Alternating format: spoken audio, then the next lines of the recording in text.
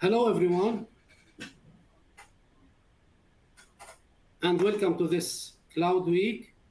This is the first day of our Cloud Week. I hope you will enjoy.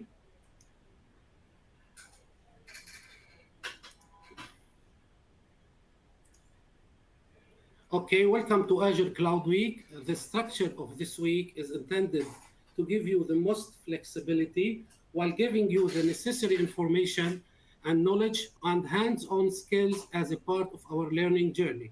I hope we will enjoy this journey and have fun and the full knowledge needed. I will explain a bit about the journey we are going to be going through this week. We will be on the first days. On the first part of the day, which will be for 2 hours, we will be explaining all the foundational tracks from Monday till Thursday of this week. We have live sessions to cover the foundation courses. And on the last day, we have an exam prep session that will include what you should know before taking the exam. And also tips and tricks on how to answer certain types of questions that you might find in the exam. At the end of each day, after we have 2 hours of explanation, we will be going through a 30 minutes break.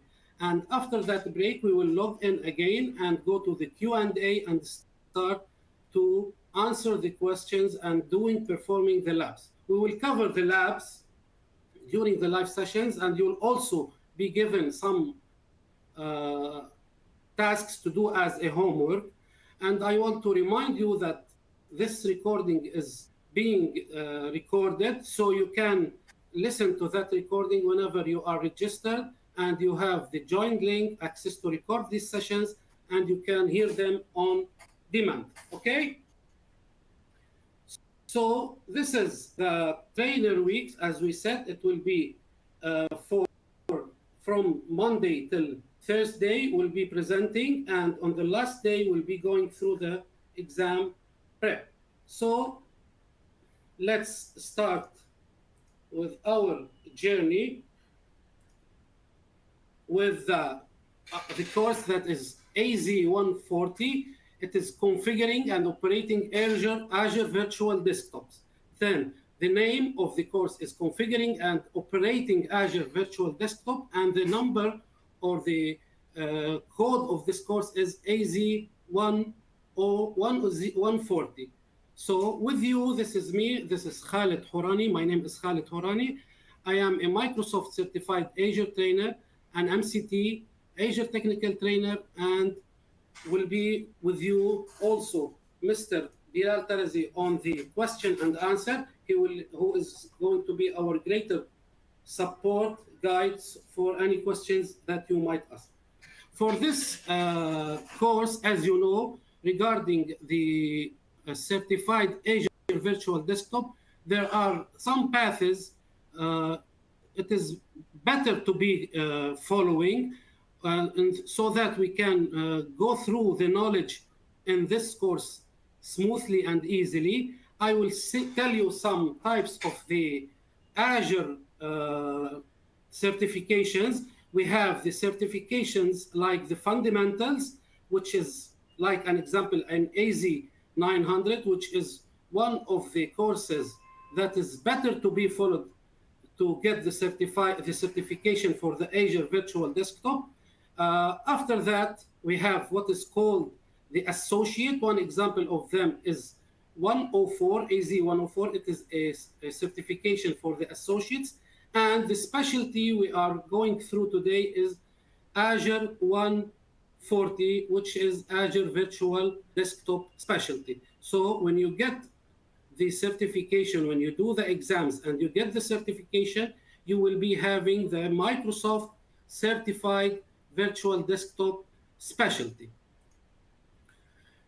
To be sure that you are going to have an easy journey, some information regarding this course or regarding the prerequisites of the Azure 140 is that the attendees should have a bit of knowledge working with the network technologies including networking, virtual networking, application delivery, services, and architects or architectures. So it is better to have these, and you should also have some working knowledge about computing technologies regarding creating virtual machines, updating virtual machines, how to add some extensions to these machines. You also should have a bit of knowledge regarding the containers and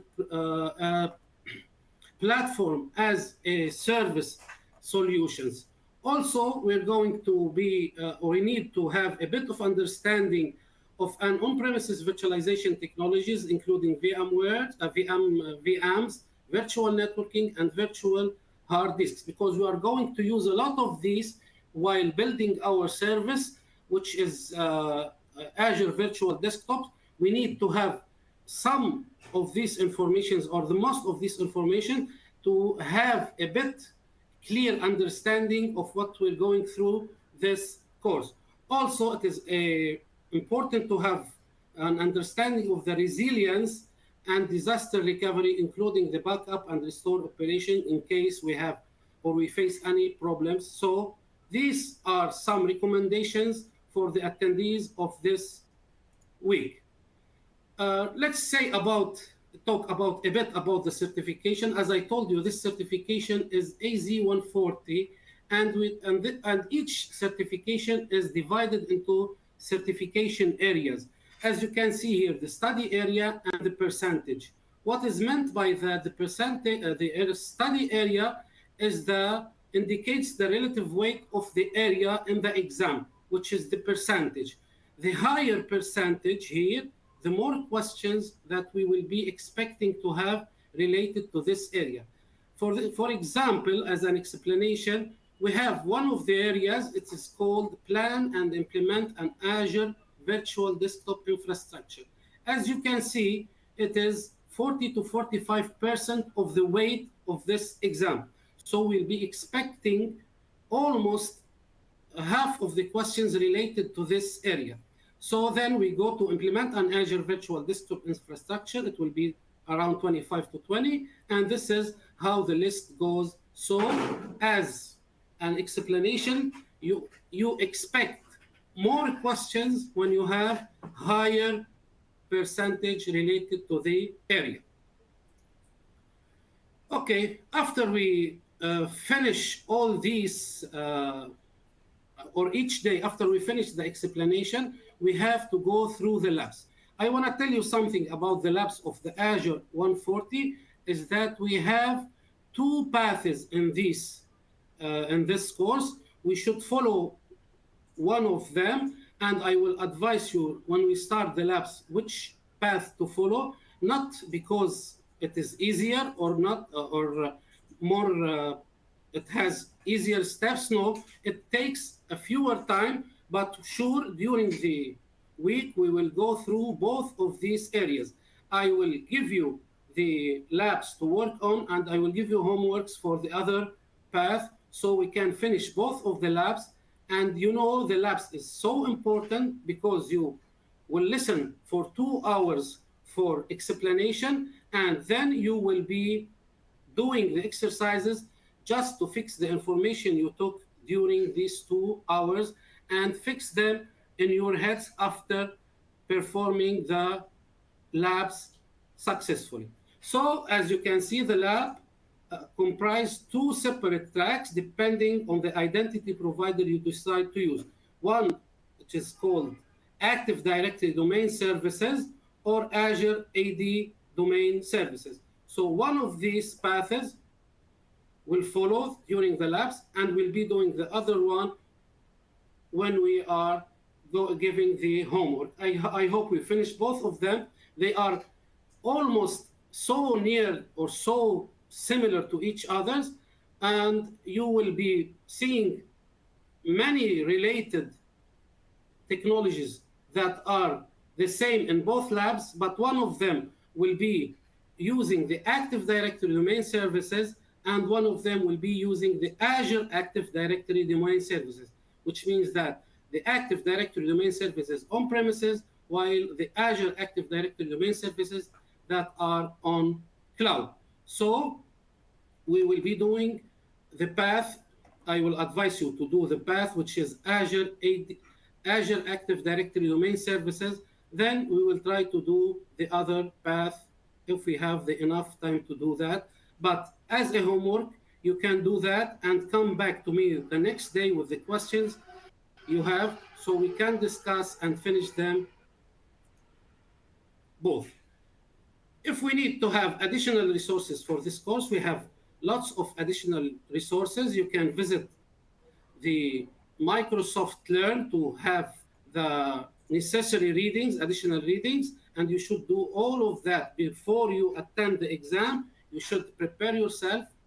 And of course, we have the last day, which is the day number 6. Number 5 will be going through the preparation together, even though after that you should have additional reading, additional preparation to have a successful or succeed in your exam and pass it easily. I will be helping you a lot with that, so don't worry at all. So this is the exam. We are talking about exam AZ140 on 140. It is configuring and operating Microsoft Azure Virtual Desktop. Regarding the country we are coming from, this price might differ. And though you then press on the schedule for the exam, you set the time, whether you're going to do the exam from your home or from, from the supplier side, from the supplier area. It is both. You're going to pass through some questions. I will be explaining a lot about the exam, the number of questions, what types of questions, and all of that during the exam prep day. This is the course outline. We have, as I told you, we have 4 days of explanation. We'll be passing through 15 modules. We will be covering them. On the first day, we will finish 3 modules from module 1 till module 3. On the next day, we will be also finishing 4 modules. Then we're going to finish on the third day the 2 modules, and at the last days we will be covering the rest of the modules. Then we have 3, then 4, then we will be having 5 modules on day 3, and at the last day we'll be giving you 3 models. Don't worry about that. So these models will be explained, and after the explanation, you will go into the question and answer.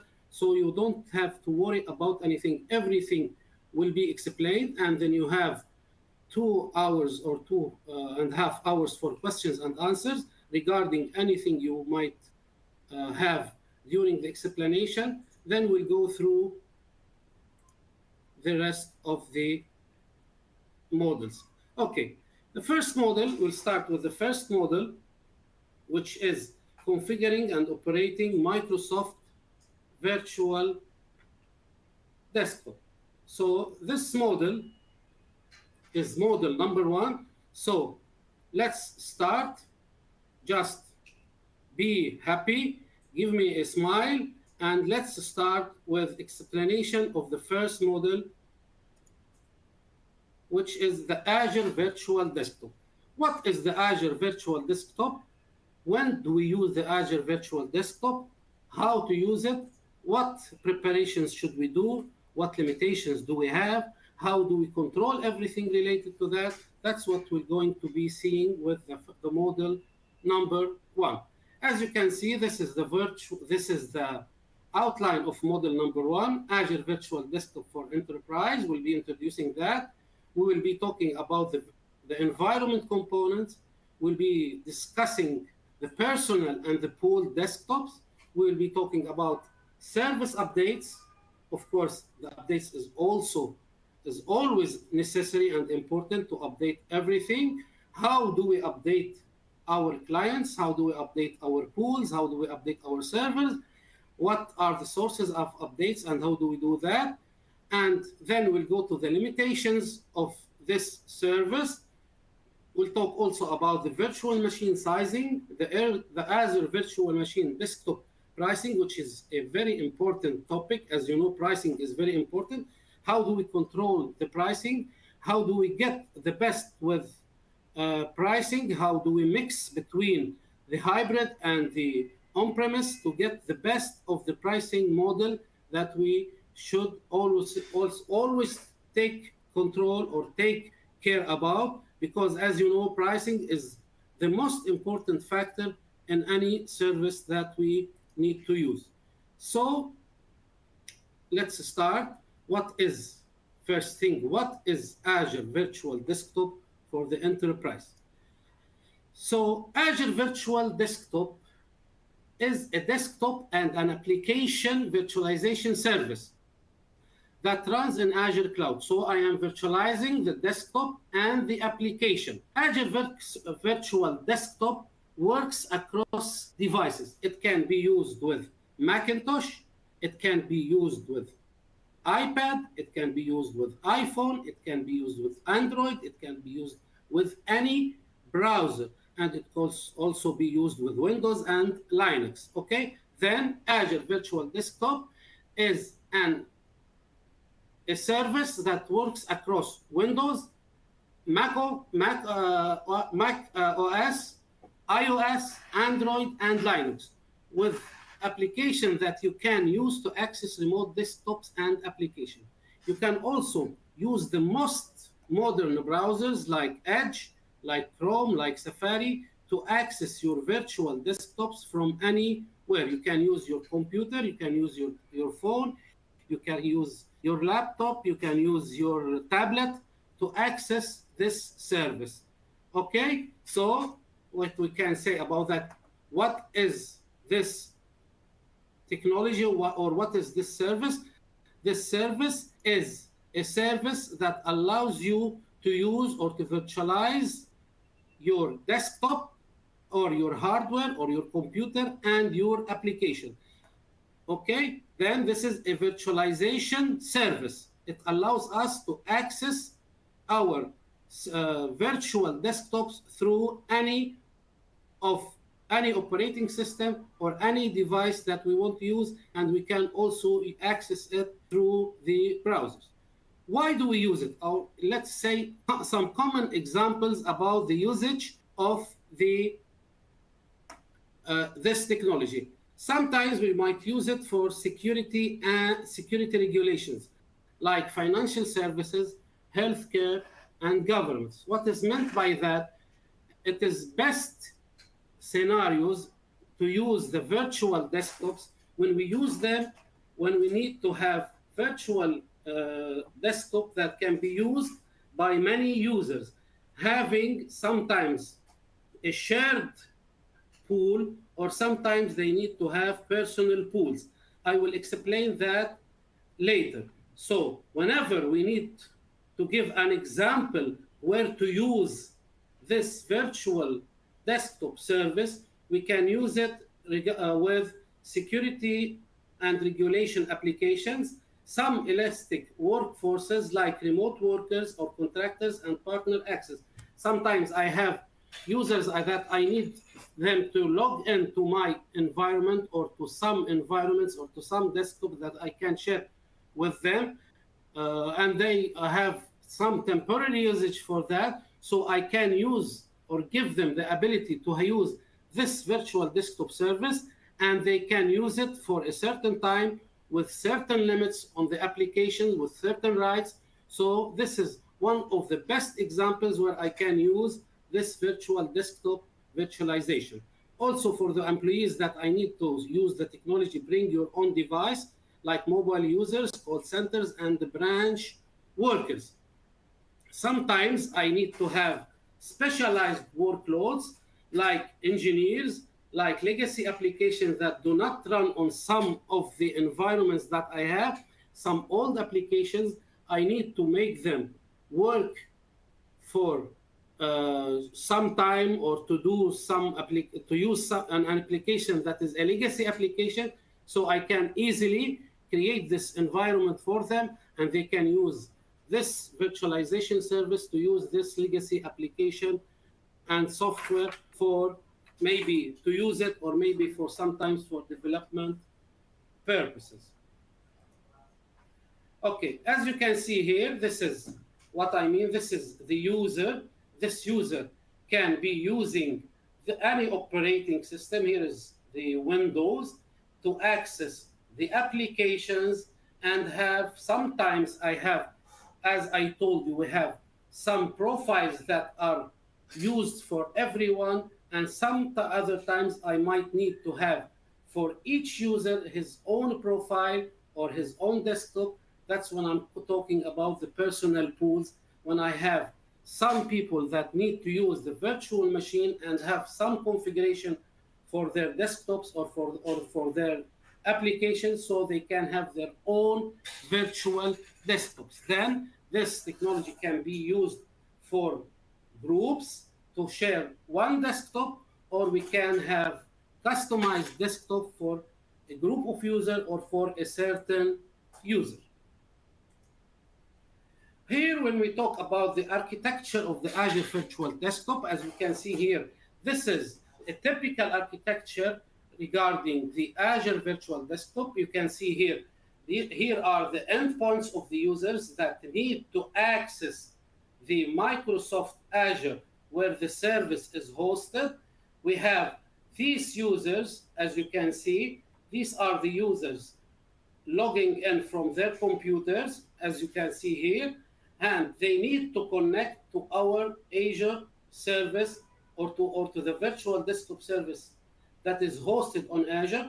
They need to pass through the network gateway that will connect them to this network, passing from there our own on-premise Active Directory domain server, using the Azure AD to connect, or Azure AD Connect, that will be the path from my on-premise to the Azure Active Directory, which includes the main parts of, or the main components of the Azure Virtual Desktop Control Plane, which is the web access ability, the gateway, and the broker. The broker is the management service that will allow my users to log in, and also I will be using, or Azure will automatically will be running the diagnostics for my service. And if I need to run diagnostics on my virtual desktops or my virtual machines, I need to add some extensions for them.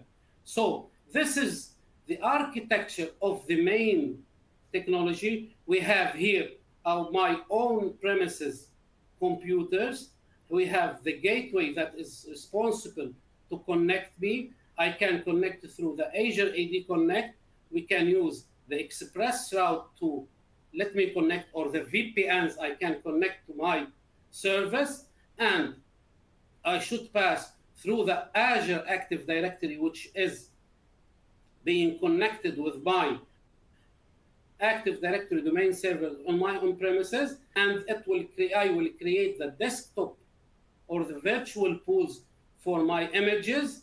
And if I need to add more images, I will be using the spoke net as a hub and spoke. I create a hub and spoke technology to increase the number of the desktops I might use. So if I need more virtual machines, I will be using the desktop spoke VNet to add more virtual devices or virtual machines to my solution. So the main components, as we can see, we have the endpoints, we have the Active Directory domain server, we have the Azure Active Directory, that, and also the virtual desktop control plane that controls everything. And one important, more additional feature thing I need is the storage for my virtual machine disks that will include their operating systems, and we have also storage for the profile settings that they might need, because they need to have a place to store the, what I call the profile of the users, even if it is a common profile or if it is a personal profile to any user. We can use the Azure files with Azure NetApp files to increase or to make this service more beneficial or more active. So I need all these components all together to have this perfect architecture. Sometimes this design might be smaller than this, or it can be larger than that. This is depending on the size of the solution that you want. These components, this is the perfect or the typical architecture for the service. Here we'll talk about the components that we control and the components that Azure will control. Or it is a shared responsibility, as we can see. Azure manages the web, the gateways, the connection breaker, the license server, the storage, the web access, and it will control the web access. Users can access the virtual desktop through an HTML compatible browser. So it is the responsibility to see this web browser and make the authentication and direct the user to the correct pool. The gateway is the responsibility that will connect the remote users to the Azure virtual desktop, and it will be the link between the on-premise and the cloud-based or the cloud service. We have the connection breaker. The connection breaker is responsible for managing the virtual desktops to the remote application. The connection broker provides load balancing, provides and reconnection for the existing session. It is responsible for connecting, and it is also responsible for the load balancing where this user should go, and this is due to the recommendations or to the configuration that we made. The connection broker will send the user to the pool related to the configuration when we created these pools. As you know, also the diagnostics is automatically being run through Azure. So the diagnostics for the service is being done and running always on Azure, so that it will always diagnose every service, every hardware, everything that is hosted there, so that in case any problem happens, the diagnostics will give us the success or the failures, so that if it is successful, everything is running well. Nothing to do. In case if there's a failure, what should you do in order to see what caused this failure? You can get that from the diagnostics. Sometimes you might need to add extensions to the component for the desktops in order to get the diagnostics of the virtual desktops, because the diagnostics will diagnose the servers, it will diagnose the service, it will diagnose the storage, but it will not go to diagnose the virtual desktops. If you need to have the diagnostics of the virtual desktops, then you will have to add some extensions to each of these stations. This can be done, of course, with ARM templates and being automated for the users, so that they have the diagnostics coming from the portal, coming from the service, coming from the storage, and also coming from the virtual desktops in use. Your side of responsibility will be controlling, designing, deciding what topology to use, which on the virtual network. You will have to use and configure the Azure AD, the Azure Virtual Desktop Connect, in order to decide what or how you're going to add these identities, what authentication methods you will be using for this solution, and also your responsibility is the Azure Virtual Desktop VMs must domain join. So it's your responsibility to make sure that all the clients trying to get into the Azure Virtual Desktop are domain joined, because you need to synchronize the domain and the domain users between the on-premise and on the cloud, so that it is your responsibility to make sure that this service is running well and going fine. Also, you have to take control of the Azure Virtual Desktop Session Host, or to decide what operating systems you're going to use. In addition to that, what licensing type, everything related to that, what Windows you're going to use. You can use Windows 7 for enterprise, you can use Windows 10 for enterprise. Also, you can use Windows 10 enterprise multi-session, and we use the multi-session as a pricing control, because you can join multi-users when using Windows 10 Enterprise multi-session, and you can use Windows Server 2012 R2 and above. Also, you can use custom Windows images. You prepare an image with pre-installed applications, with preloaded applications, and add some group policies or other customizations, and you can use that also. This is your responsibility, as you can see. So also the Azure Virtual Desktop Workspace, the Azure Virtual Desktop Space or tenant, is a management construction and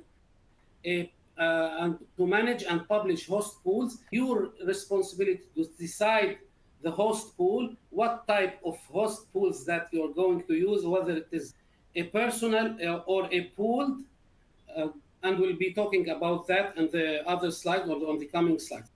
Then this is your side of responsibility. Okay, then again, I will get back fastly. For that, you have your Azure Virtual Desktop or Virtual Network, is your responsibility. The Azure AD is your responsibility. The Azure AD Active Directory Domain Services is your responsibility. And the session is your responsibility to decide the operating system and the session you are going to use. Okay? Now we'll talk about the personal and pooled desktops. What do I mean by personal or pooled desktop? Host pools are a collection of one or more identical virtual machines within Azure Virtual Desktop environment. What is meant is that by that, this host or the desktops or the images you are going to use might be used for one user or multiple users, and this is up to the environment you're going to use. As you can see here, we have here an example of different departments that might need to have different types of images. We have the HR, we have the finance, and we have the creative or the designers. These designers need a special virtual machine or a virtual machine configuration. They might need higher GPU, they might need higher processors, so they are going to need their own virtual image. So we have this pool is created, one pool is created for these persons or for this group. We have the finance who are using a different application, and we have the HR also using a different application. They differ in hardware requirements, and they also differ in the application they are using. So we can have one of two pools, of two types of pools. We have the personal, where each session's host is assigned to an individual user.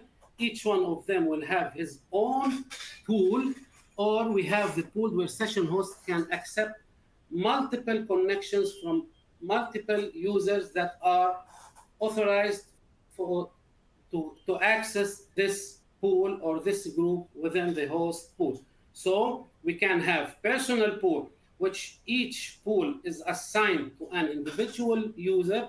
This is the personal, where we can have the pool, which is session can accept connections from any user coming from different to use this application within the host pool. Okay, you can also set a lot of different properties on the host pool to change the load balancing behavior. What I mean by load balancing behavior, when I have a lot of users coming, I need to load balance these users into different pools, and this is going to follow one of two technologies in the balancing. I decide them when I create the pools, and I will talk about them on the coming slides. Okay, sorry.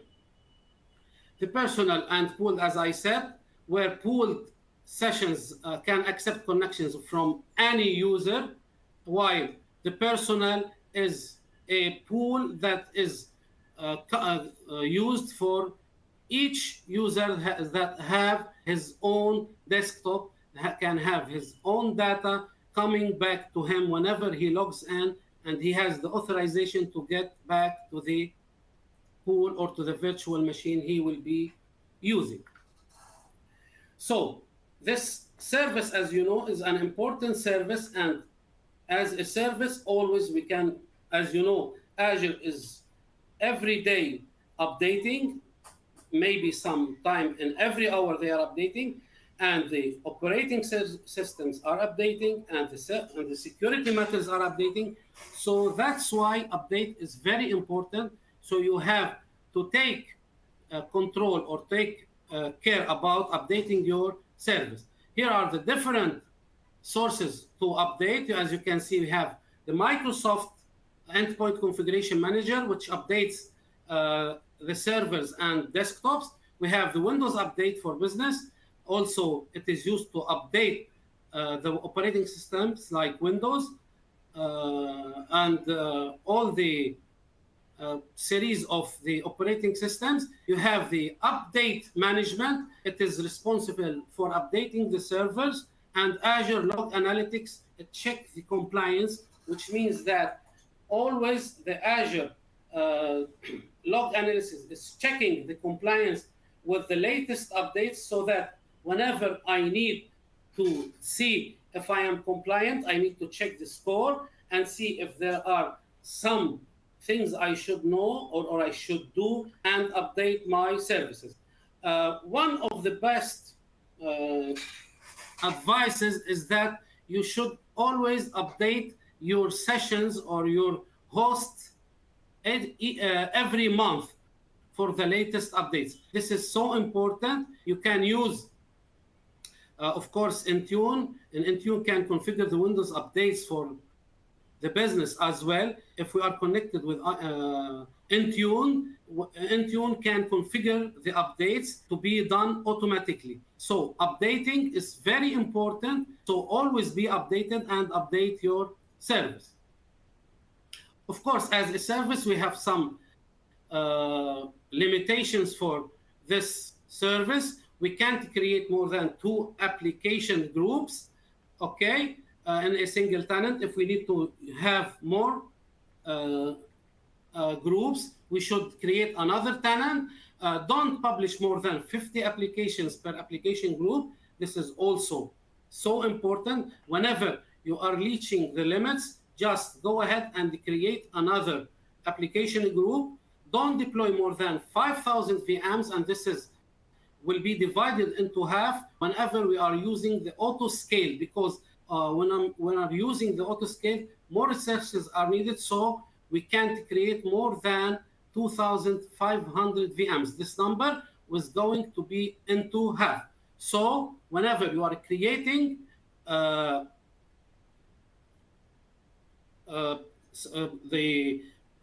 VMs, make sure that you are not exceeding this number.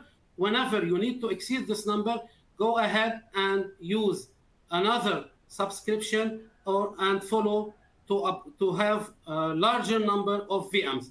Okay?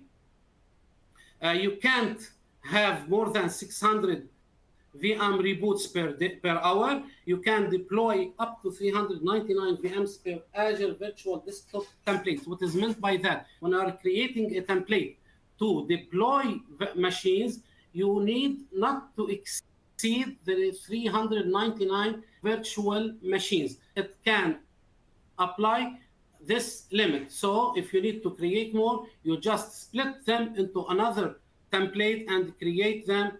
You might separate them into sizes, you might separate them into applications, you might separate them.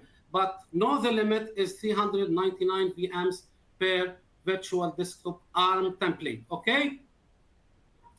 While regarding the machine sizes, of course, we have different types of machines, we have different types of sizes. You know what size to use with what application, with what group of users. So as you know, the operators for data entry do not use the same hardware as the designers or as the, let's say, the financial department. You can just use the different sizes of virtual machines that we have. As you can see here, we have the entry level, you have the burst, you have the general purpose. Just take into consideration to use the proper size with the proper group you are going to be using. We have, of course, to follow some procedures to make sure that we are using the proper size and going through the sizing guidelines that we should follow in order to have the proper environment with the proper cost and the proper hardware requirements and each proper details that we should have. Okay, we have guidelines for that. I will share the links with you when I'm giving you at the end of the course, or maybe later. I will give you all the resources that you might need to go through the guidelines that will help you decide the sizes of the machines that we'll be using. Okay? Regarding the prices, as I told you earlier, the price is a very important factor. You should always make sure that you are using the proper pricing methods. As you can see, we can use Windows 10 multi-session. It can allow multiple users to log in with the same license. You can also benefit from the Azure hybrid benefits, which is a mix between the licenses that you have on premises with what you're going to use. This mixture can give you, it allows you to use your already bought or your already owned licensing with the technology. So if you have licenses for your servers, for your desktops, for your Windows, you can use these licenses. Also, another important feature which is the Azure reserved instances. Azure reserved instances is prepaying for the service for 1 or 3 years. So when combining together the Azure hybrid benefits with the reserved instances, you can have a saving up to 80%, which is a very high number. So this Azure hybrid benefit, when mixed together with the preserved or reserved instances, which is prepaying for the service for a year or 2 or 3, this pricing method can give you an 80% discount, or it's not a discount, benefits like up to 80% for saving. Also, you should use the proper session host load balancing, which is one of two, which is breadth first or depth first. In the breadth first, it will split the images into evenly for the host pools that you have, while in the depth first, it will be filling each host. Whenever the pool is filled, it moves to the next pool and start filling it up. This, of course, instead of reserving pools, it will be giving you or making you pay for what you are using. And this is up to, of course, you will need to take more consideration when deciding which one of these you are going to use, the breadth first or the depth first. This is up to the usage and up to the design you are using. Okay, then in this lesson, we have explained the virtual desktop components, described the Azure desktop architecture. We have to choose, or have now to choose, know how to choose between personal and pool desktop. The personal, as I told you, the person have his own desktop whenever he uses the service, where the pooled is a shared desktop for all the users in the same group with the permissions related to that desktop. And now we can know and identify the limitations of the Azure Virtual Desktops to follow a procedure not to reach the limit of these limitations, so we can design it better before we start initializing or initiating this service.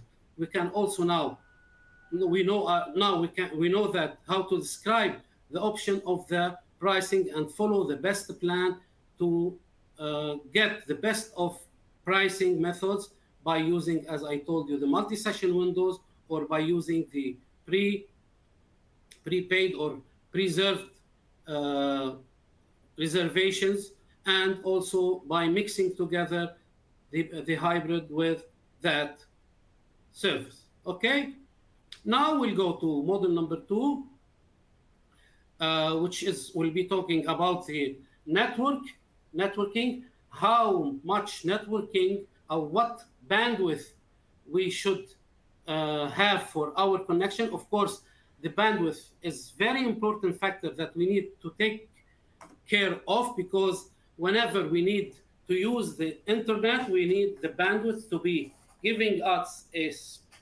slide and a smooth usage experience. We do not need to have flickering screens. We do not need to have delays or non-responding screens. So we have to take a good care about the bandwidth you are going to use. Okay, we have to know the capacity and the speed requirements that we are going to have, determine the connection round the trip from our location through the Azure Virtual Desktop, which means that where am I going to apply the service? I need to decide which location I'm going to use or to host my service on. There is a tool that will help me to do that. I always go for the best topology, which is the nearest. Sometimes you have to test the round trip between you and the nearest or the best round trip between you and where you're going to deploy the service. There is a tool that will help you do that. We'll go also through the two load balancing methods I mentioned before. We'll also be going to describe and talk about the subscription management. We'll also talk about the recommended configuration and performance, because as you know, the best thing or the most thing I am asked to apply as an administrator is the performance. Whenever I decide to use any service, I need the service to be performing at its best. How do I do that? With designing a well architecture, designing or deciding what capacity I need, what speeds do I need, and this is what we're going to talk about in this model.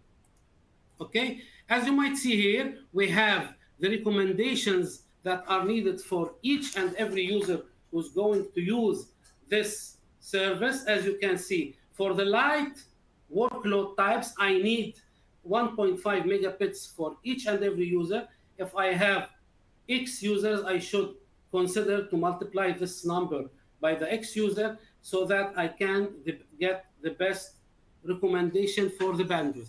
It's also so important to know that whenever I need to have the performance being well, I need to take into consideration what screen resolution I'm going to use.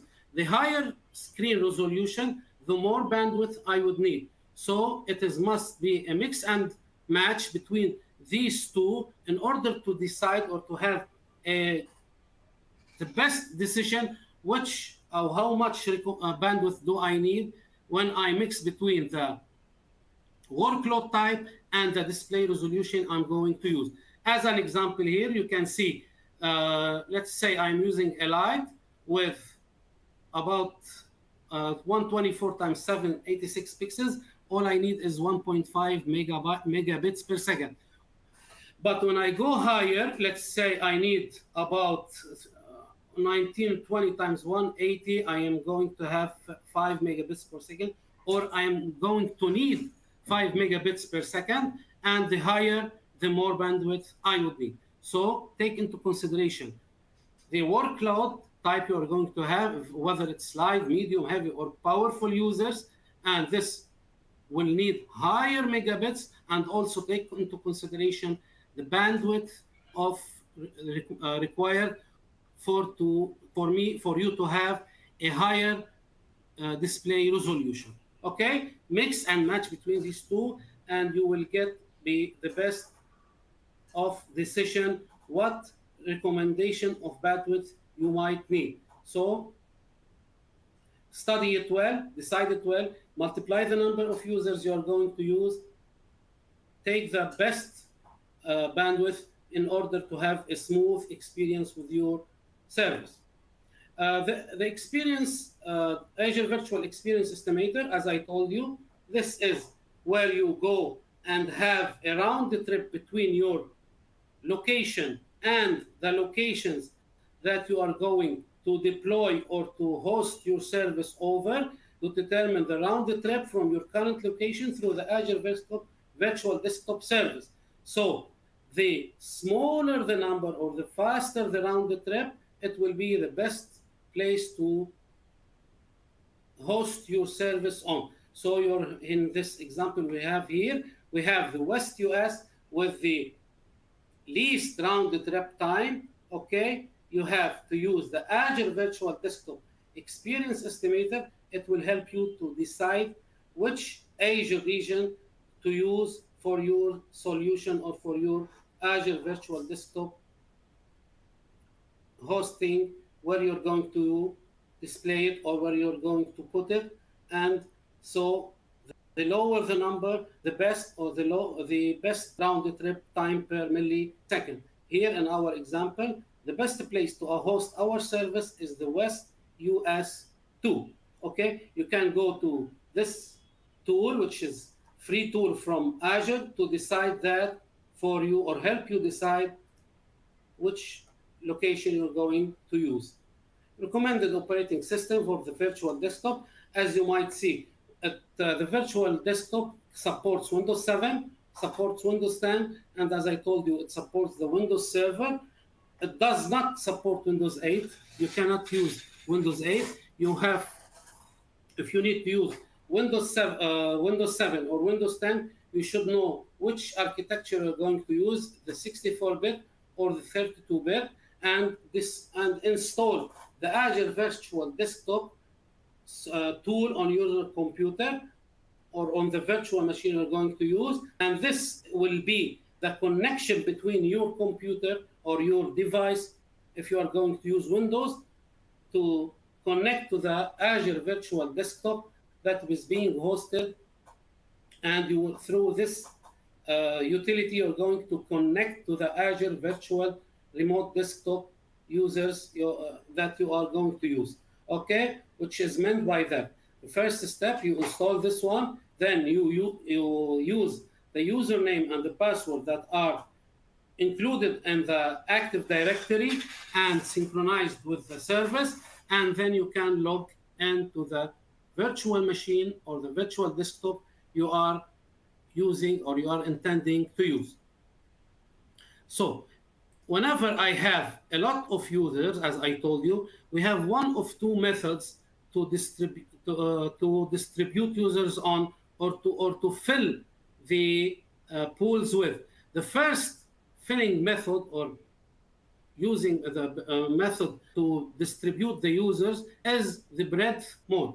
The breadth mode is a technology that load balance allows you to distribute user connection between different pools. How does this work? It uses a technology. Let's say we have pool 1, pool 2, pool 3, pool, etc. It will see the pool that has the pool that has, let's say, the minimum amount, or the least user amount, and it will send you there. So it will distribute the users evenly on the empty pools. It will be distributing them there. If we have, let's say, here pool 1 and pool 2 and pool 3, and we have a new user, it will follow to fill one of these users. If it has an empty place, it will go and send you to that virtual pool. While using the depth first, if I have pool 1, pool 2, and pool 3, one of the, let's say, pool 1 is still have one session that can accept a user, it fills it out, then it goes to the next one. So it fills the users or the pools. When it finishes filling up, it sends you to the next empty one and start filling it, the queue, one by one. So the depth first method queries the session host that allows connections and haven't gone over their maximum session limits, and it will send you there. It will fill them through the load balancing. Where do I use that or decide that? When I am creating the pool, I decide this pool is going to use the depth first or the breadth first. Okay. Okay. Sometimes some Azure Virtual Desktop administrators might need to install a virtual any application on the images, and you might need to take control of or to do something, some rules that are used for administrators. So you can, I'm talking about this regarding, let me tell you the name of the slide. It's some recommendation for using the subscriptions and manage the groups. Which meant by that is that as a user, I might need to log in or to have access or to have rules to do or perform some certain jobs. I might need to regain the access to the subscription. I might need to grant another user to access to an Azure subscription. I might need to see all Azure subscription. All these, as a global administrator in the Azure Active Directory, you might not have all the access to that. So that's where it comes to the method of elevating the access for the user. So elevating the access of the administrator, maybe for all the time or maybe for some time, you need to give the administrator the elevation permission or the elevated permission to perform such thing. Why would I do that? I might do that when I might need to regain the access for the Azure subscription, when I need to see all the subscriptions, when I need to allow an automation application to perform any of the roles of the administrators, because as you know, the administrators are like of grades, or we have a full administrator or a global administrator, we have a security administrator, we have different types of administrators, and sometimes you need to give one of the administrators a certain role so you can elevate him with this role using the elevated roles and permissions. Okay, so we'll go also to this slide, which is talking about the virtual desktop metadata. What is the virtual desktop metadata? It is the data available for you. It is the data related to the data of or to the information or to my virtual server, virtual desktop service. It has some metadata. Metadata is the data about the data. So it is not, as let me say, you can decide to create your environment in any of the regions that allow this virtual desktop service to be hosted in, and this metadata, like the tenant names, the host pools, the application groups, and the principal names in a certain data center, and it can be hosted, mainly this service can be hosted in one of these regions in the United States or in the Europe or in the United Kingdom as a public. So where do I host my Azure Virtual Desktop? I host them in one of these locations. Maybe other locations will be available later for that. You can have the any and you cannot Microsoft does not control or limit the regions where your users can access their virtual desktops or their data.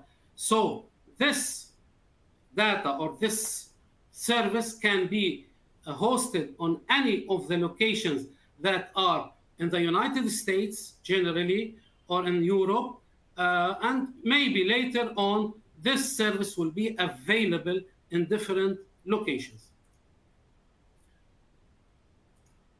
As you can see here,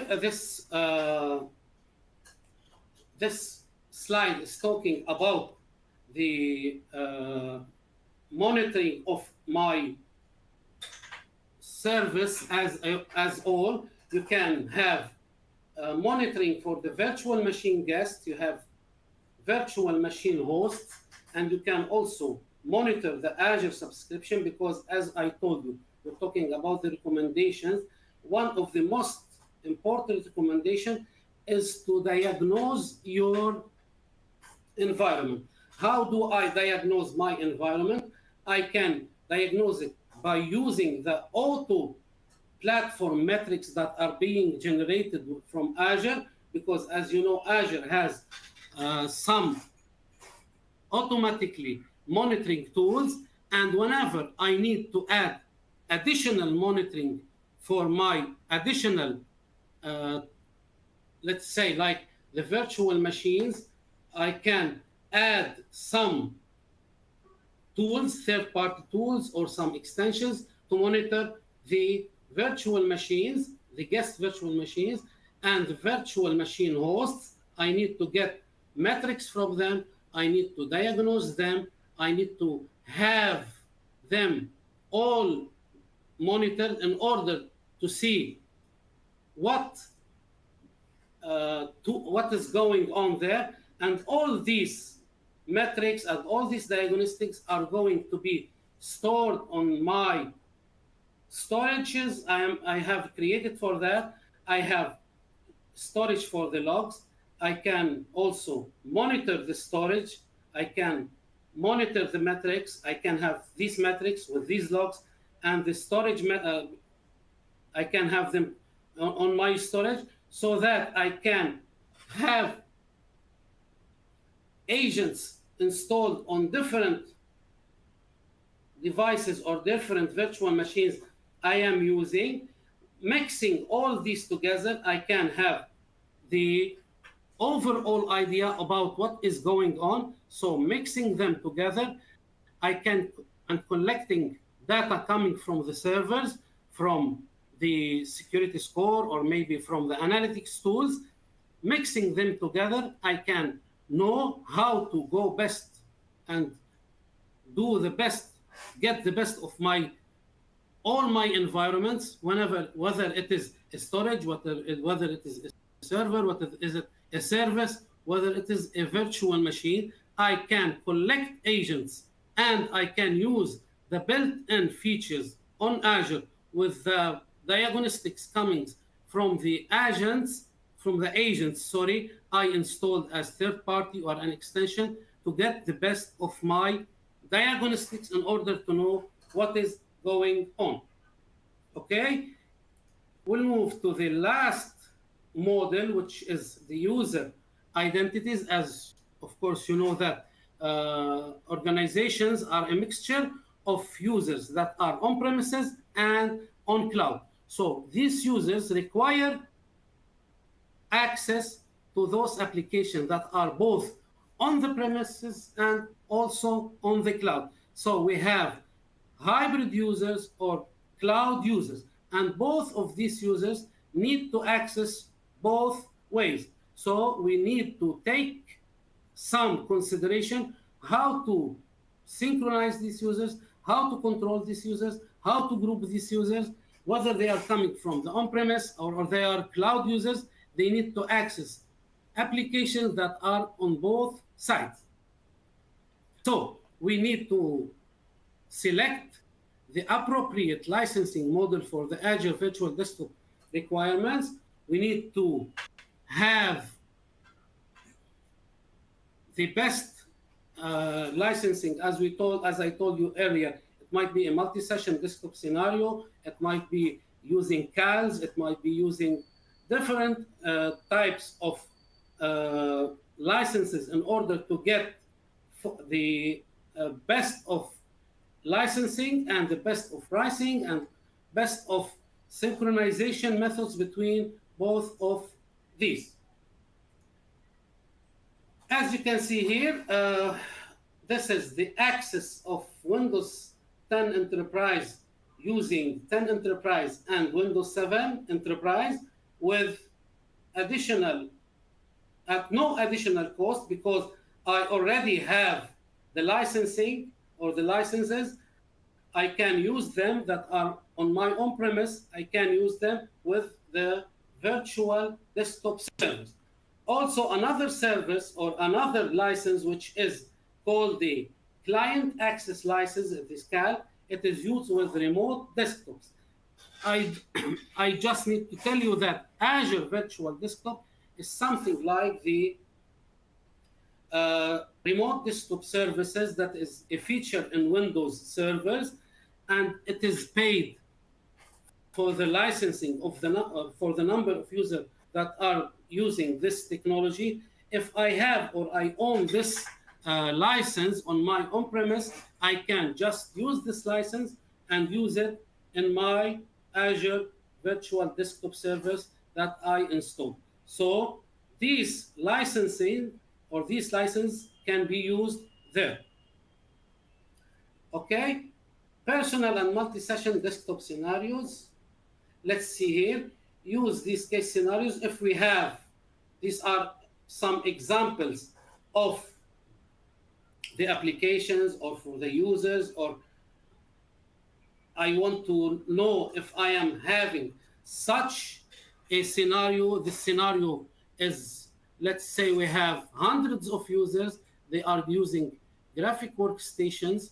So I'm double thinking. I see that I might need powerful computers or powerful size of virtual machines. As you can see here, we have many examples. I might need 112 gigabits of RAM. So I need to decide where am I going to use these. How can I see that? I see the estimates by using the Azure calculator. Whenever I press on any of these, I can see estimations that will take me and will tell me how much will this environment that contains 100 users with the type of the users that are engineers with 3D and simulations at AutoCAD or CAD workloads. So my scenario is 100 users with 112 gigabytes, or I have 1,000 users with 4 gigabytes. I will press here and show you the example of what I'm talking about. As you can see here, this is the pricing calculator. This pricing calculator will help me estimate what I need so that I can have some information about what I will be paying. This is the Azure calculator. It will be calculating and it will give me the sum for that. Another use case scenario for multiple user virtual desktop. This is another case scenario you can see here. Okay, I can also use the pricing calculator. It will show me the estimates of each and every one of them. So the best method is to use the pricing calculator or see the estimates when I know what I will need the number of users, the type of users, whether they are simple users or data entry users, whether they are engineer, whether they are graphic designer. Each and every one of these users needs some amount of power like processing or memory. So how do I decide or how do I estimate what I need is I do that by using the estimates or the pricing calculator, which I will try to show you again. If it is still calculating, I will show it to you whenever. Okay, it's now loading the estimates. It will need me to log in. I will do that and I will show you back the screen when it is ready. Okay, let me get back to the presentation and I do that and I will show you the result. Okay, so also what is needed also is the storage, and let me get back to the appropriate storage, because as you know, each virtual desktop will need a storage for the operating system. It will need a storage for the profiles of the users. So I need to decide what is the best storage I might need, what sizes of storage I might need, and this will be an important factor that I need to take care of. You will see from now on what is called FS logics, and FS logics is designed.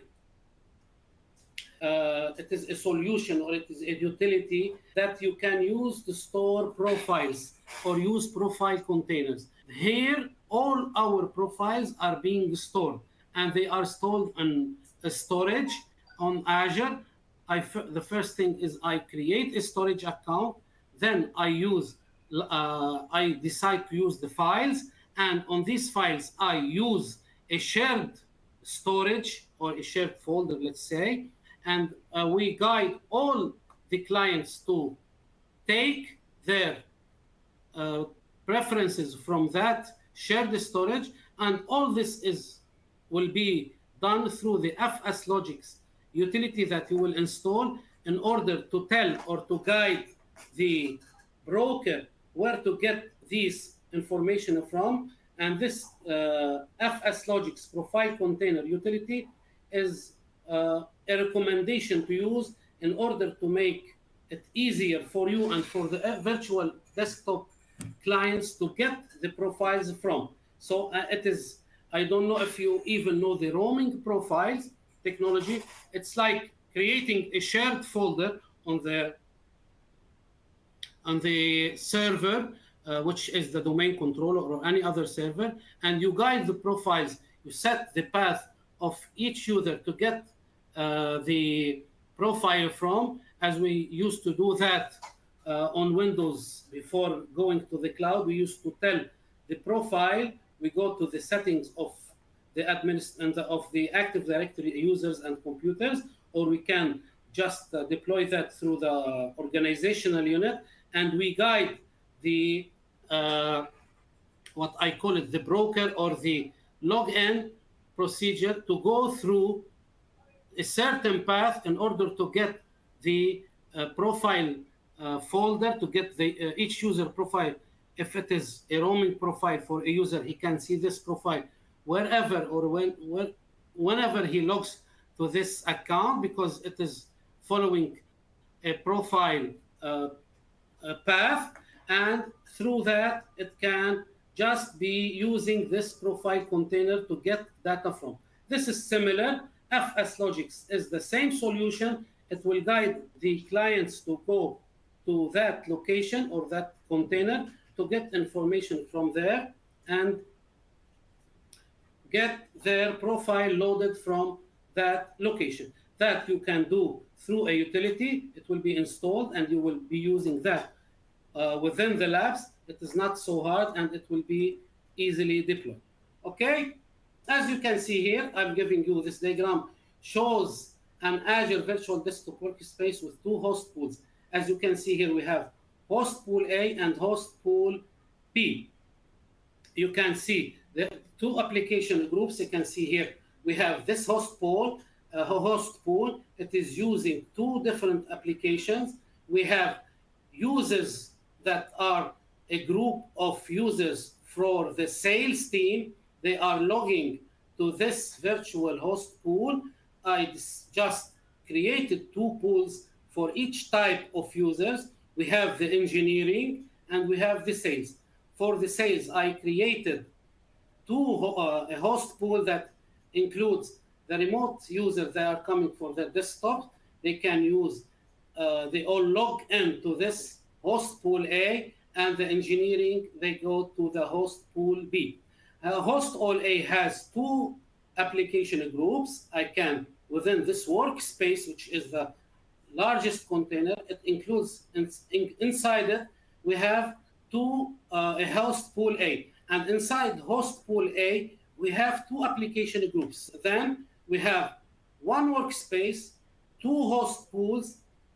In host pool A, I have an application group that has two application groups. And in host B, I have one application group that includes one application that the users of the engineering will be logging in to. So this is an example of a workspace that includes two host pools, host pool A and host pool B.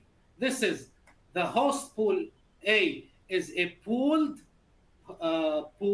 which means that all the users logging in here will be seeing the same desktop, will be seeing the same virtual desktop, while here in host pool B, each and every user of this will be seeing different users, different desktop or his own desktop that is designed or configured to see whenever he logs in from any location. Okay? Sometimes you might need to log in from a website, from a web browser. This web browser might be Chrome, might be, let's say, Edge, might be Safari. All you need to do to log in from this web server is that you have a username and a password and a domain. So you need to have these three. The first container or the first target is the domain. This domain that is connected to the host pool you should have a username and password to log into that domain. What else should you have? You should have a URL. This URL will guide you to the host pool that the administrator wants you to share or to go to. And then we have this tree, the first thing, or this machine going from the web browser, you put in the URL that the administrator shared with you in order to allow you to subscribe to this virtual machine you are allowed to log into. To log in,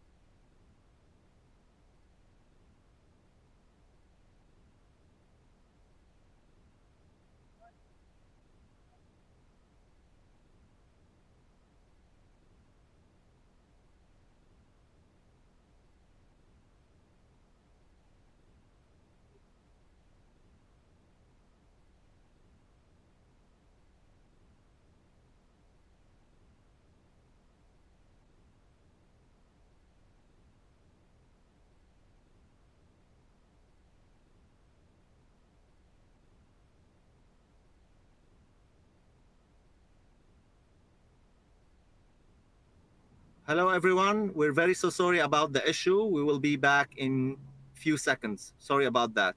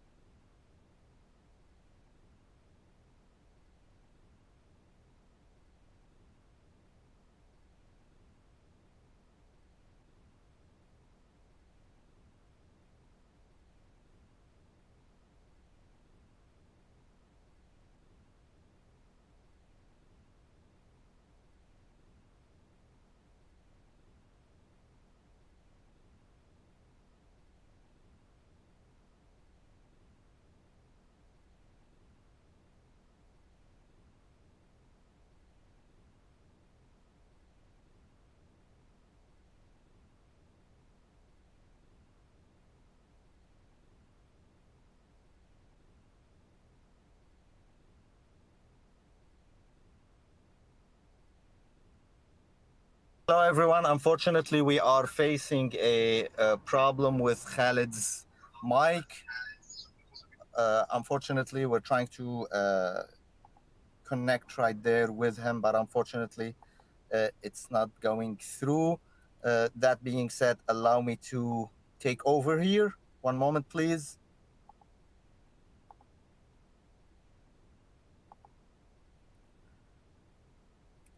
Just to make sure and verify that you can see my screen well.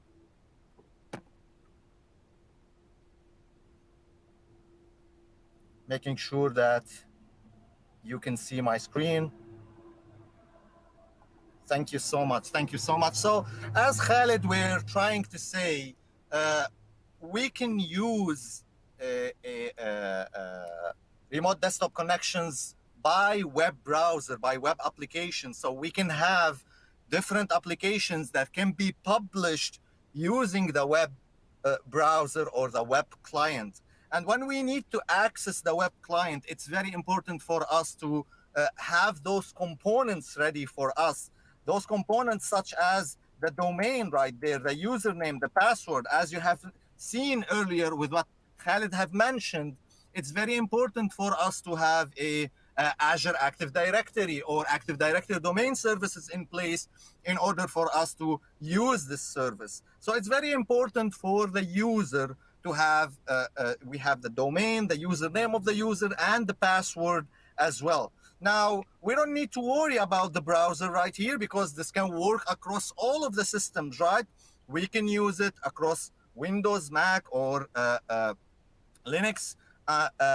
The main area right here is to use a browser. So in case you face some of these issues, you can definitely use the browser. Now, there is a URL that's going to be provided by the admin, which is you in that case, right? And definitely you will see that URL in your demo and in your labs environment, and definitely that supported web browser right there. Now, it's very important also to know that you can use Windows desktop client across multiple devices. And those devices, when you need to install that client, you can use scripts, right? And those scripts can be used by PowerShell, right? Starting with pre-device installation, this is where I can install this across all of the users on the device using the command right here, which is msi exec.exe/I,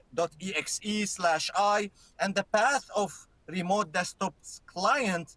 And definitely this is going to be set up in quiet mode, right? So all of the users with a true value right here, this is where the users are going to be able definitely to have that client installed across that device. Now, in case you need to install this per user, the command is still the same, but the only difference is here, right?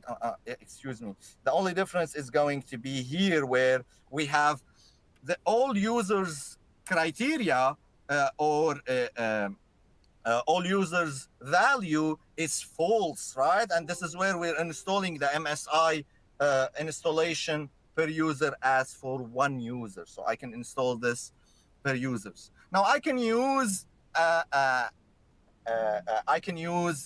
Azure Virtual Desktop across my Azure and on-premises, right? This is where I have the hybrid identity. I can use that to make sure that I can use the users, for example, inside my on-premises Active Directory domain services to be authenticated with Azure Virtual Desktop. I can use that also to extend my Active Directory domain services to Azure to use those services. I can use hybrid identity in a scenarios where I can make sure, for example, to have that service, the Azure, the Azure Virtual Desktop within my work environment, within my service environment right there, right? So it's very important to know that this can be used with hybrid identity, and I can definitely have, I can definitely synchronize those users using AD Connect. AD Connect is a tool where we can synchronize our users with Azure Active Directory. So if you have a users in your on-premises in Active Directory domain services, you can synchronize them to your Azure Active Directory. When you use AD Connect, there are three methods for you to use. The first one is password hash synchronization, where these passwords on your on-premises is going to be hashed and then sent to Azure Active Directory. And definitely, whenever the password is matched with that hash, that synchronization is going to happen. We have another way, which is pass-through authentication. And with pass-through authentication, this is where I can install agents on my Azure Active, on my on-premises, sorry. And those agents right there are responsible to authenticate the users from the cloud. So the authentication will happen on the on-premises side this time, not on Azure side. If you ask my opinion, I would tell you the best practices is to go for both. Why? Because in case you don't have accessibility or something happened to your Azure Active Directory, you still have the pass-through authentication. In case something happened to your on-premises workloads, you still have accessibility to your Azure Active Directory. We also have ADFS. This can be used definitely with Azure Virtual Desktop. It's a federation services right there where we can install definitely on our on-premises and use it with Azure. So this is a table right here where you can see the differences definitely between the three services. Starting with password hash synchronization and single sign-on, right? This is where we have all of these passwords right there.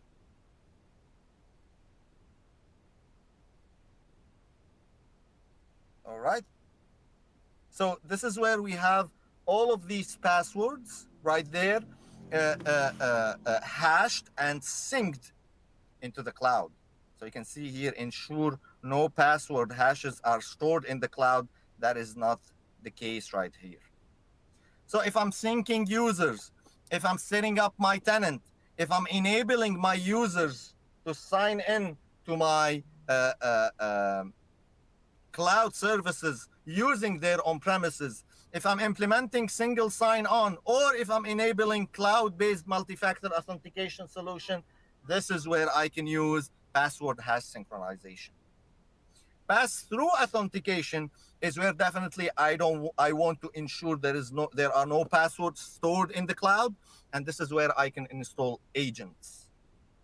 Now, if I'm considering more solutions right there where I can use multi-factor authentication from the on-premises, or I need to use smart card authentication right there, or I want to see the password expiry notification on my Office portal or Windows 10 desktops, this is where I can go for Active Directory Federation services. So common scenarios to think about. I provided you definitely with the best of practices right there.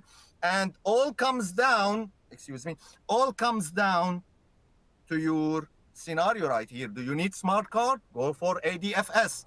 Do you need your passwords on the cloud? Go for password hash synchronization. Do you need the authentication happens from your on-premises? Go for password through authentication. Now, when we plan for these identities, when we want to make sure these identities are there using AD Connect, it's very important to remember that we can use powerful tools right there. It's very important to know that we can definitely use users who are signed in as Office 365 users, right? So the communication that is going to happen in the infrastructure right there is going to be based on Azure Active Directory or Active Directory domain services, right? So in case you need accessibility to have that accessibility definitely, or to access those identities through these identities to your Azure Active Directory domain services and Azure Virtual Desktop, you can use your synced users with Office 365. You can definitely use these users with different software as a service. You can have different applications, and you have that can have that kind of authentication and federation between Azure Active Directory and those services. So the main point of AD Connect is to sync those on-premises users to be able to use your Azure Virtual Desktop with these other services right there in case you want that. Coming back on the AD Connect protocols right there, I already explained, I believe, the password has synchronization, the pass-through authentication, and the federation integration, right? Now, the synchronization definitely is going to happen through AD Connect. And definitely there is a health monitoring right there for me to see if something happened during my synchronization. So these are the protocols and the components that AD Connect works on and use. Now, before I move on from here, I would like to show you a few things from my portal. Allow me to go to portal.azure.com and just switching the sharing right here. You should be able to see the sharing in a few seconds. One moment, please.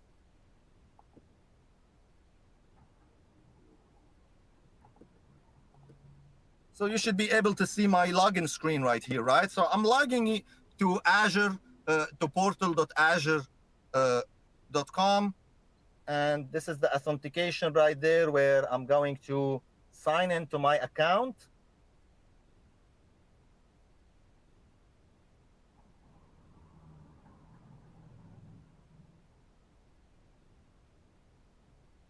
One moment, please. Here we go. So I'm approving this and I'm able to sign into my account, right?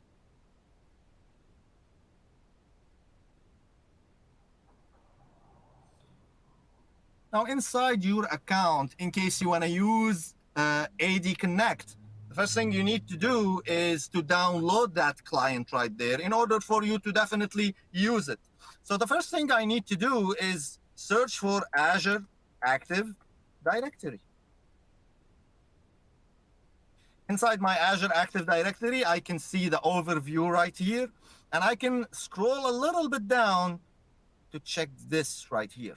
You see, Azure AD Connect is where I can go right there and I can download the client and I can start synchronizing my users. So you can see right here that this is not installed. I can download it right here and I can definitely start syncing those users. Now, this is the type of federation and the user sign-ins. This is where you specify from your AD Connect the specifications and the options in order for you to use it with Azure Active Directory. So this is going to be, for example, pass-through authentication or seamless sign-in or federation right there, right? You remember the health check right there? This is where you can scroll down and check those health and analytics, right? You can check here the sync errors in case you have any problems with the sync. You can check your sync services to make sure that everything is healthy. And you can see the ADFS services in case you're using ADFS services with your Azure Active Directory. Now, I also need to highlight that this is one of the things you can use with your Azure Virtual Desktop. Now, the other thing you can use right there is Active Directory. Active Directory, if I'm typing this right, Directory Domain Services. So you can see down here, Azure AD Domain Services, right? And I can create Azure AD Domain Services, but the difference right here between Azure AD Domain Services and Azure Active Directory is that Azure AD Domain Services is a service. It's provided to you by Azure. You don't need to worry about anything right there. You don't need to worry about your virtual machine. You're not going to manage virtual machine right here. This is a service. This is a service managed by Azure. So I can create this one right here, or I can use Active Directory, Azure Active Directory, or I can create a virtual machine in the cloud and also install or promote this virtual machine Windows Server to be an Active Directory domain services and use it in the cloud, or I can definitely use that hybrid scenarios we've talked about with AD Connect. Now, whenever you go to do the lab, it's very important for you to remember that there are two tracks of the lab. There is one track. Allow me to go ahead and share my screen again. One moment, please, so I can show you those two tracks. Might not see the screen right now, just give me 1 second, please. Oops, moment. So I am opening labs right now, and I'm scrolling down just to show you. Allow me to share my screen again.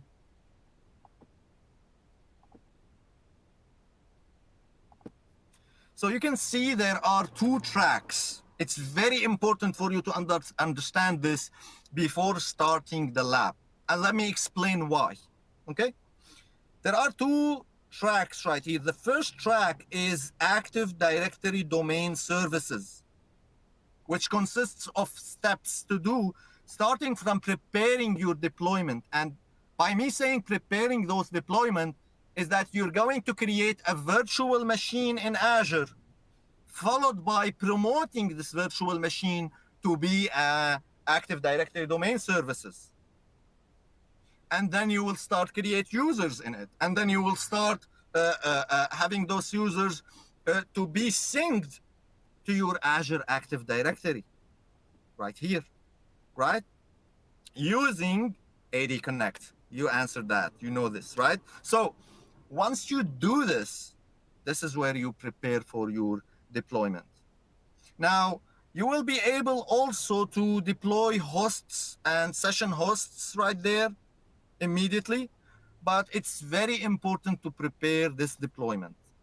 Now, when we talk about different types of path, remember this lab has two paths. The second path right here is where you're going to prepare Azure Active Directory Domain Services. And what I mean by that one is this guy right here. The service that it's provided to you by Microsoft. But very important aspect to talk about here is that this right here takes 90 minutes to be provisioned.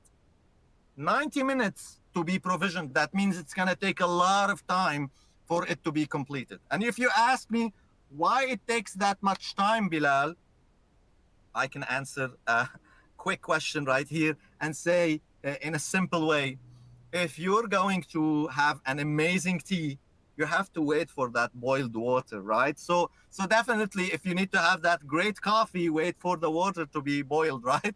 So it takes some time to be provisioned. So in order not to lose your time to prepare for the lab and to work with the lab, you can start with this guy right here.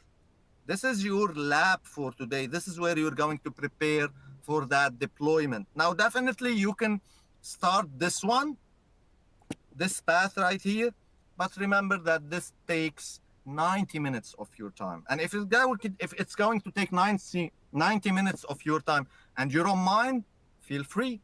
But in order for you to start advancing and preparing that deployment quickly, and in order for you, in case you face any questions and you want us to answer it during the Q&A session, we will be here definitely, and we will help you. So in case that takes 90 minutes, that might take more time, or you might, that's the session might finish, or the event might finish for today. So you have to keep your questions for us tomorrow to answer all of your questions. So again, I'll just show you what tracks you have today to prepare and definitely to go through while you're going to do the lab. So I'm going to stop sharing my screen right now. Now the reason why I'm not talking about any other modules for now is because we finished the modules right there, right? So allow me to share that screen again.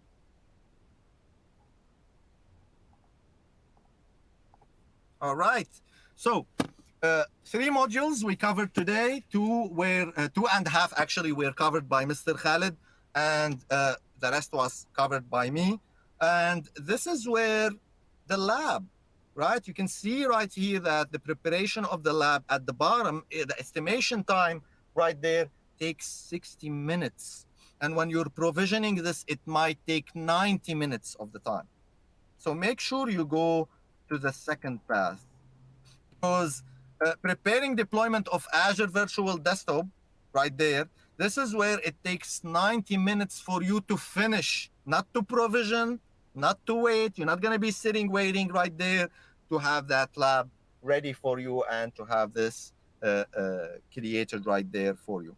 Now, there are a lot of links right there that we're going to share with you throughout our session. I believe we've shared few of them, and I'm going to definitely share more of them with you in few seconds. Allow me to go ahead and share this right there. So I will stop the sharing, and I will start by sharing few links with you right there throughout our slides. So I believe I shared already with you the sizing of the virtual machines, right? And I'm going to go ahead also and share with you some of these links. For example, Azure Hybrid Benefits. This is one of the links that it's very important in case you have it and you combine it with Azure reserved instances, right? So I will go ahead and share some links. And I'll go ahead and send this to everyone right there. Now, just to demonstrate for you one of these benefits right there, I believe Khalid showed you the Azure Hybrid Benefits, but allow me to go ahead and show you what is the real right there, how you can benefit from that price and how that price can give you that benefits of using Azure Hybrid Benefits. So allow me to go ahead and type in Azure Calculator. I will go ahead and share my screen in a few seconds. So sorry about going back and forth with sharing those screens right there. So virtual machine, right? So the first thing we need to make sure about is the virtual machine, right? Now, when we have that virtual machine, we can come down here and we can definitely look upon that machine. Let's say I have that instance of, for example, 23 gigabyte with 8 cores. Now, this is going to cost me monthly $313. Remember that the prices might change when you change the region. And the reason why that happens is definitely because of the data center. How much the regulations right there in terms of costs, how much Azure have placed inside that data center, how much they are paying for this cooling system or that electricity system right there. So the price, that's why the price might fluctuate between those regions. Now, when we go down, remember that you can use different plans, starting from your saving plans or 1 year reserved or 3 years reserved. Now, in case you are sure 100% that your workloads are going to run for 1 or 3 years, this is your go-to, the 1 or 3 years reserved. And if you look into the price right there, you can see that the price dropped into 132 USD dollars. Now, in case I have a license already and I need to use Azure Hybrid Benefits, let's take a look. It's 108. You can see now the difference between pay as you go and the license, including from 313 into 100 and few, right? So very important. Remember, if you want to choose the region, pay attention to that estimator for that latency. Because if you choose different region right there, just to make sure of the price, the trade-off right there might be the latency. So make sure first when you plan to choose the closest region to your users right there. There are other considerations to think about here, where when we choose the region, starting from, for example, the cost, going into the compliance or the standards right there. Maybe there are some information or data, or maybe there are some regulations you have to follow, right? For example, what happens in Vegas stays in Vegas. And this is the right example we talk about when we talk about data sovereignty, when we talk about data residency, right? Maybe you might face a standard right there where you have to place this in your geographical location. And that's why you have to place that region closest to your users, right?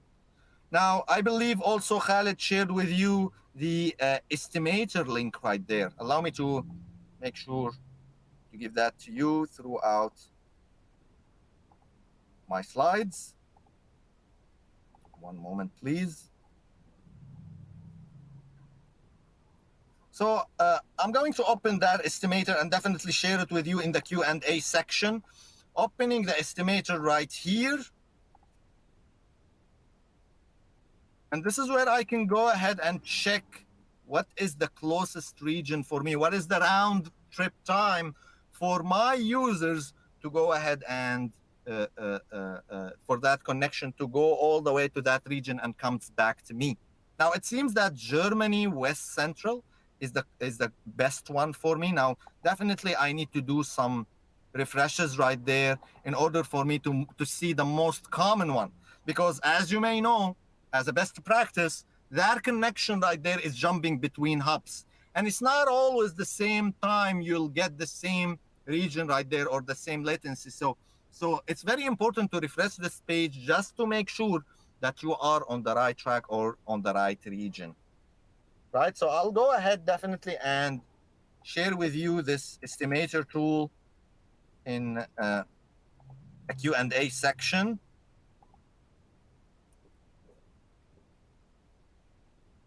Now, unfortunately, let me explain something about the labs before this have been sent to all, I believe. Okay, unfortunately, regarding the labs, I'm going to send to you how to access your labs, okay? And Khalid is going to guide you after 30 minutes on how to access the labs, how to redeem your Azure subscription, because I believe Khalid already got his connection back, I believe, with a microphone right there. So we will go ahead and take a 30 minutes break.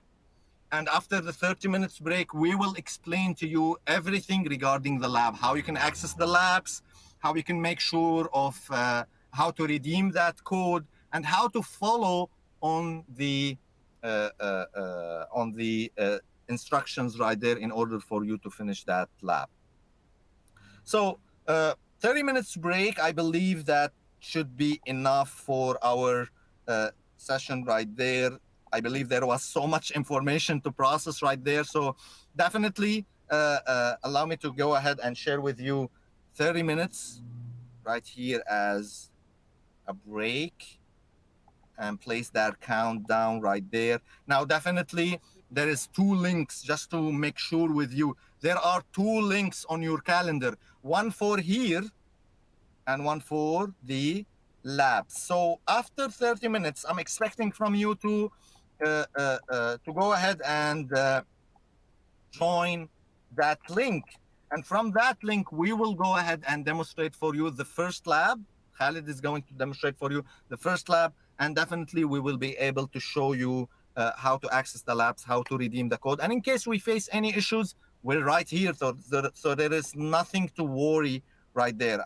I'm sharing my screen right here for the lab time. Okay, for a break, which is going to be 30 minutes. And after 30 minutes, we're going to start the labs. All right, so 30 minutes right there. I will look in case you asked me any questions, because I took over the session from Khalid. So in case you asked me any questions, I will be answering these questions in a little time. So allow me to go ahead and set up 30 minutes. And I will see you in 30 minutes. Thank you so much.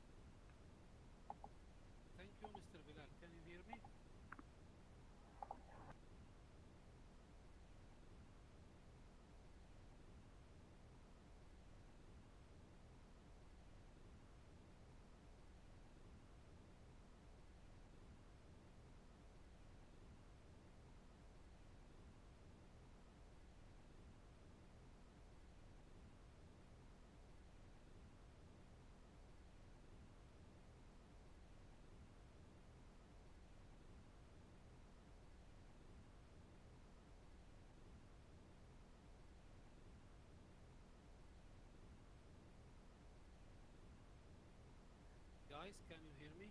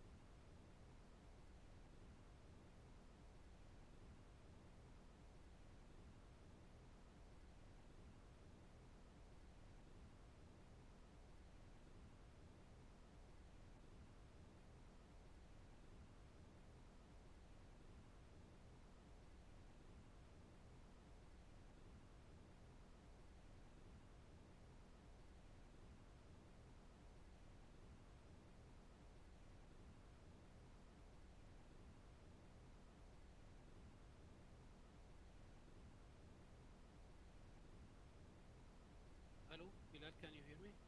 Guys, can you hear me?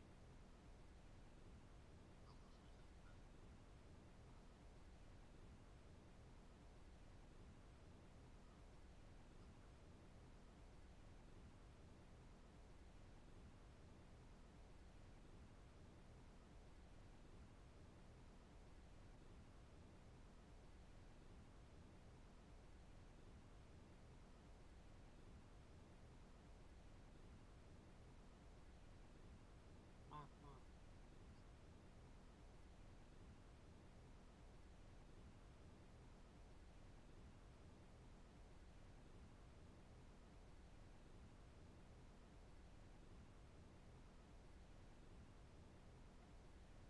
Hello, hello, hello.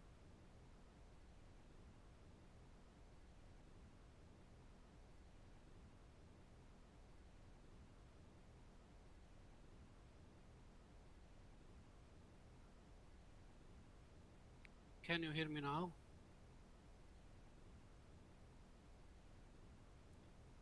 So guys, just to double check and make sure with you, we will see you in 30 minutes. You have to use the second link and we will see you in the lab Q&A. In case you got disconnected from this session, we will see you in the Q&A section. Okay? Okay.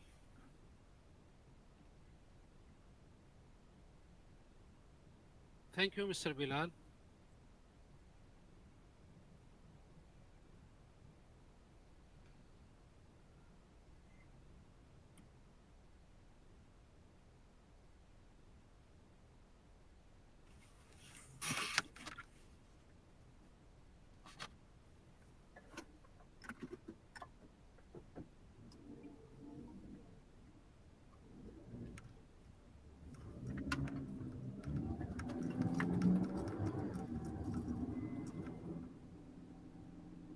صوتك طالع بس كتير واطي، سوبر واطي. يعني بدك تقرب الميكروفون على تمك حبيبي.